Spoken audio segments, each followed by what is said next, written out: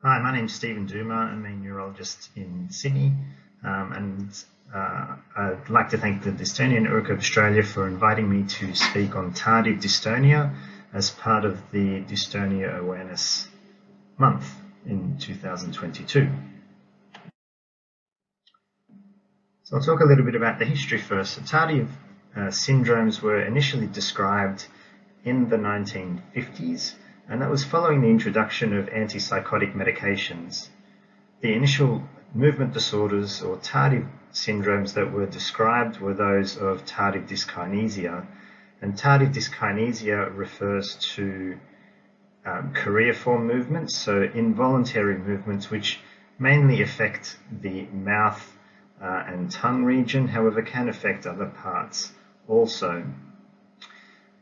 And tardive dyskinesias were initially described as these are the commonest tardive syndromes that are seen following the initiation of antipsychotic medications. However, in the 1970s, case reports started to be published regarding tardive dystonia. Then in 1982, the first series of 42 patients with dystonia following the onset of antipsychotic medications was published. And the abstract is on the right of the screen. Then in 1986, a further follow-up series of 67 patients was published, and 16 of those 67 patients were in the original case series from 4 years earlier. It was found that all classes of antipsychotic medications, but also one antidepressant with dopamine blocking activity and prochlorperazine or Stemetil were implicated as offending agents or causative agents in tardive dystonia. The dystonia could be either focal or segmental or generalized, and the treatments that were used had a variable effect. And these treatments included either the removal of the offending agent, the commencement of a dopamine depleting agent, an anticholinergic agent, or benzodiazepine.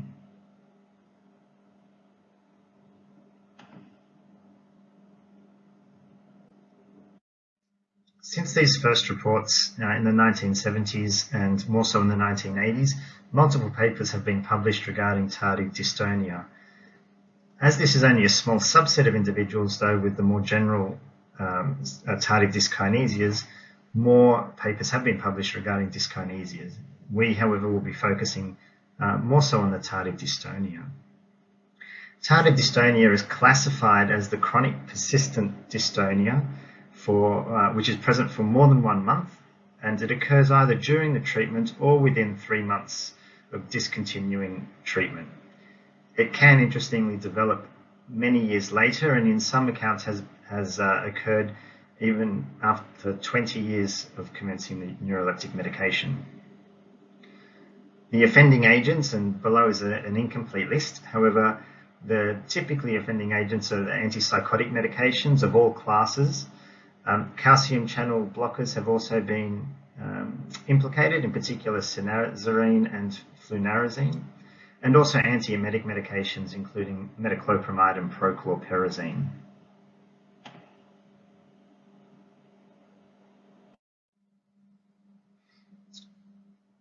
Less than 1%, so up to 2% of people on dopamine receptor antagonists have been shown to develop tardive dystonia.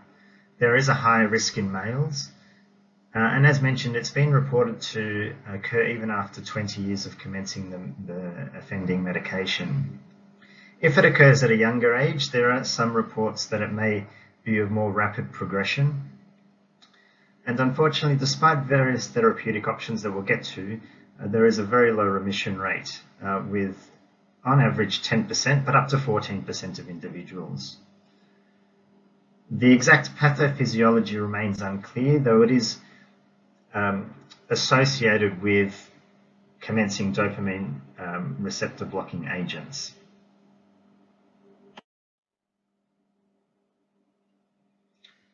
The clinical presentation of individuals with tardive dystonia usually is focal, and the commonest is cervical dystonia, such as, or more so retrocollis, though other cervical dystonias have also been described, or also an axial dystonia, including opisthotonus. Other forms, though, can present with other forms such as craniocervical or blepharospasm, oromandibular or lingual dystonia, or also it can affect any other part of the body. It is usually of focal onset, however, it can progress to become segmental or more generalized.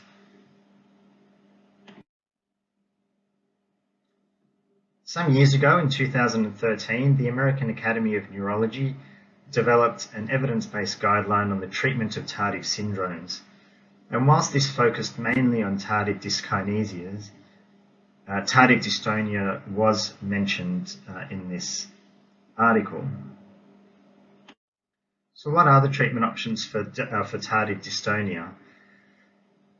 Well, the first is the question of whether the offending agent can be discontinued, or at least whether there can be a reduction in the dose, or perhaps even a change in the offending agent to another agent, which may have a less risk of leading to a tardive dystonia or dyskinesia syndrome.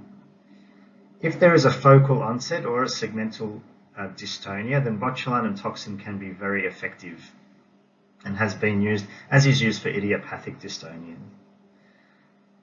Should botulinum toxin not have an effect, or should there be more generalized dystonia, then oral medications can be used, and these include anticholinergic medications such as trihexyphenidyl, also known as Artane, or dopamine depleting agents such as tetrabenazine or deutetrabenazine, and also benzodiazepines such as clonazepam are used either alone or in combination. More so though, there are reports coming out that deep brain stimulation, particularly palatal deep brain stimulation, is very effective in individuals with tardive dystonia. And there are some articles there that I put on the screen that have shown this, particularly the bottom one, which is a recent review article on deep brain stimulation in intractable tardive dystonia. So in summary, tardive dystonia may occur and has been reported to occur in less than 2% of individuals who have been exposed on dopamine receptor antagonists. And these are most commonly neuroleptic or antipsychotic medications. It can occur within days to many years after initially starting this medication. It usually is a focal onset, particularly as a cervical dystonia or as an axial dystonia, however can progress to a segmental or generalized dystonia. And whilst there are multiple therapeutic options that exist, ranging from oral medications through to botulinum toxin and through to surgical options such as deep brain stimulation, unfortunately remission is not common. I'd like to finish with the last slide of various references which may be of interest to some of the viewers. Thank you again.